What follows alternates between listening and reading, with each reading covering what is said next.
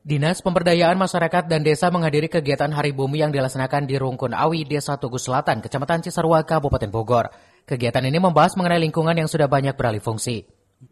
Dengan mengkampanyekan lingkungan, peran pemerintah desa harus aktif dan proaktif dalam menjaga lingkungan dengan melibatkan komunitas seperti Rungkun Awi. Mengingat di kawasan puncak ini banyak lokasi yang sudah gundul akibat banyaknya lahan yang sudah alih fungsi. Berhadapan dengan situasi kondisi di mana masyarakat mulai tidak peduli terhadap lingkungan. Oleh karena itu kami hadir bersama-sama untuk juga mencari model ya, bagaimana pemerintahan desa, terutama kepala desa, perangkat desa, ya, kemudian lembaga kebijakan di desa juga terlibat aktif untuk bersama-sama dengan komunitas contoh Rungkun Awi menjaga lingkungan. Berkenaan dengan pembangunan yang masif di kawasan puncak, tapi lingkungan juga tetap harus dijaga, harus dilestarikan untuk anak cucu kita ke depan. Dinas Pemberdayaan Masyarakat dan Desa Provinsi Jawa Barat selalu mengingatkan kepada masyarakat tentang kebijakan Gubernur Jawa Barat untuk menjaga lingkungan.